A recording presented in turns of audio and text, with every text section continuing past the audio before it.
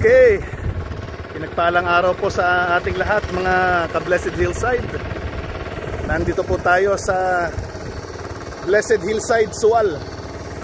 Okay, sa Blessed Hillside, Sual. Ito po ang kauna-unahan natin dito na farm dito po sa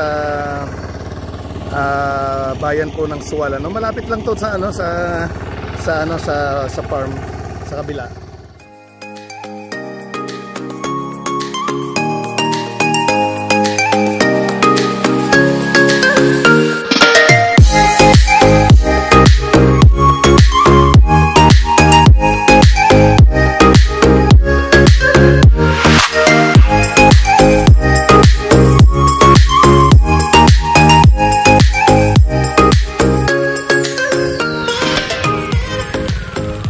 Pinagpalang araw po, no? Mga ka-Blessed Hillside.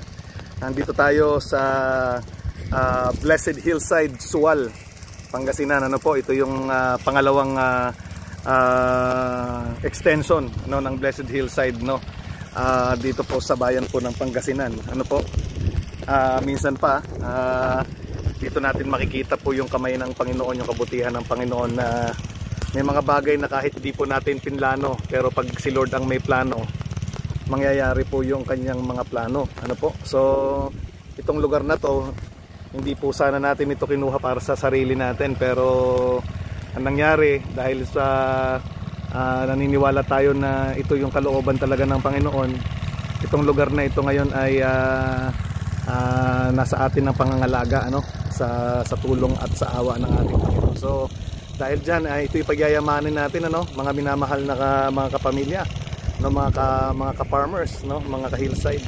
So sa ngayon, as I mentioned kanina, busy po tayo ngayon sa pagla-land prep nitong ating lugar, tawag dito, para po taniman po natin ng palay sa ngayon, kasi tag-ulan ngayon, at itong ating area kasi ay rain fed, minsan lang po ito matataniman ng palay sa isang taon, kaya although napakalaki ito ang hinaharvest nila dito usually na kaban ng palay. Pag maganda po yung resulta ng kanilang pag-aani noon, umaabot po ng 100 kaban na palay.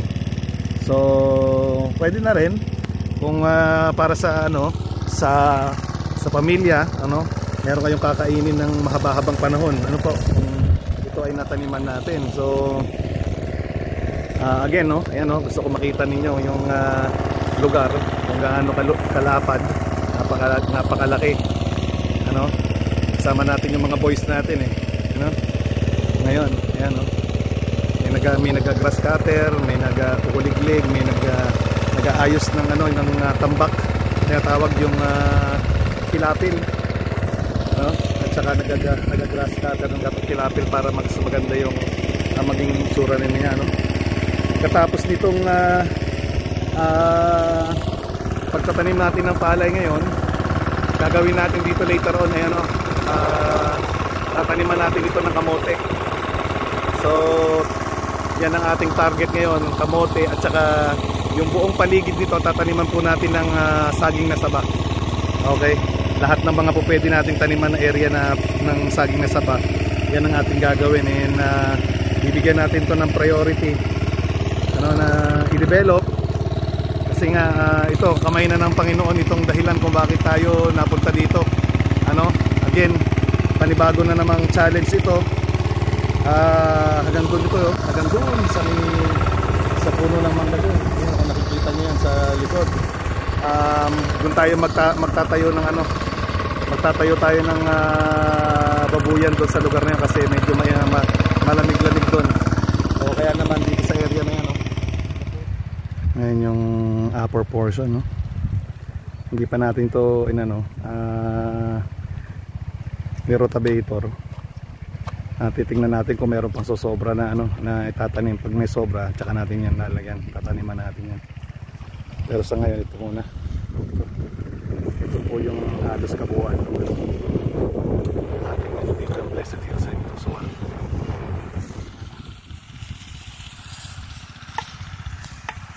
naglalagay kami ngayon ng tubig galing sa taas, sa mini dam, irrigation dam. Pinapadaloy na ngayon natin dito para makuliglig natin.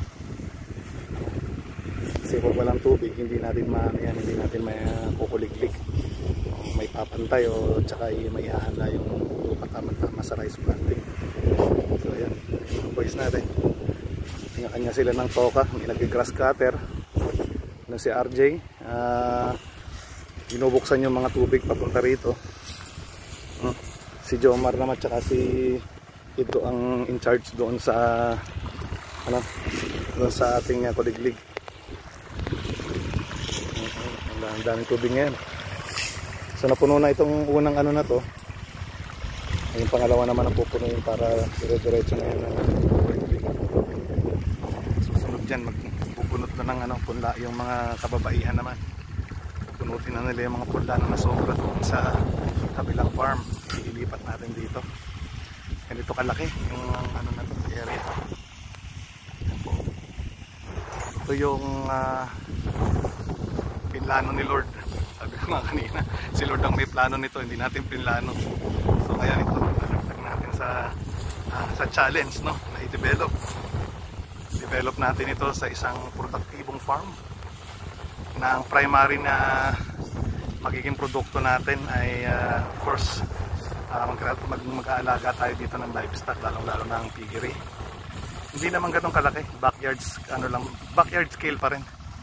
Hindi ganun kalaki kasi hindi naman kaya suportahan yung ganun kalaki ng area na to. Tsaka magiging problema sa community. So gagawin natin integrated pa rin ito ang approach natin dito. Magtatanim tayo dito ng kamote after ng planting ng palay. And tatanim din tayo ng saging na saba. Kung maalala nyo yung mga past video ko, yun yung gagawa tayo ng mga kasi sarili nating feeds para sa ating baboy, manok at iba pa natin mga alaga sa farm, kahit yung pato. So ang gusto kasi natin makapag-produce tayo ng organikong mga manok, hindi lang ang mga gulay, kundi mga organikong mga paggagalingan ng karne, manok at saka baka at saka of course baboy. Sabihin puno ng yung malaking puno ng ng mangga. Kita niyo ba yun? Napakalalaki ng nito, tambak nito. Yung tinatawag na taniman. Yan, yung tambak yan. Sa pinakababa doon, napakalaki yung pinakita ko sa inyo kanina. So ito ang panibagong challenge. By the help of God, by the wisdom of the Lord and provision of the Lord, we will make this place profitable. To God be the glory.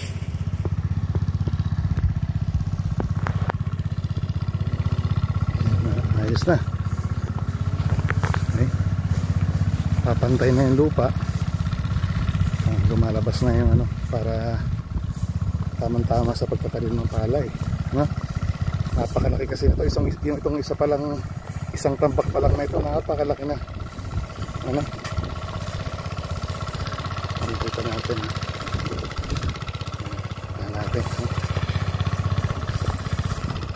Si Jomar naman na nakatoka nga sa pagkukuliglig.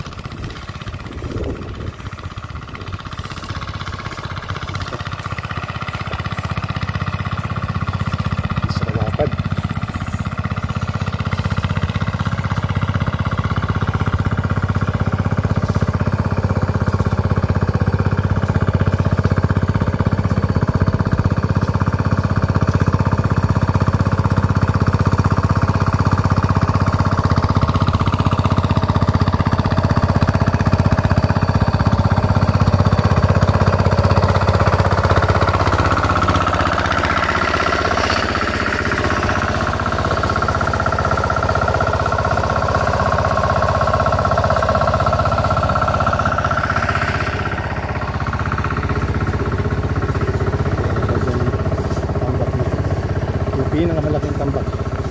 Susunod yung pinakababa. Lapad din yan. Sobrang lapad din yan.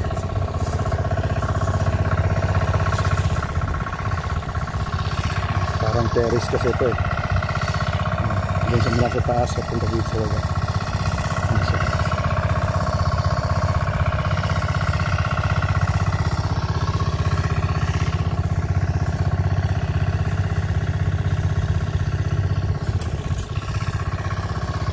Yan, ito mga tambak lalaki din. So no wonder kahit talaga nito ang may gitsang napakalalapad ng mga ano nito tambak. So expectation natin dito ha-harvest tayo ng mahigit 100 na kaban na bigas na palay.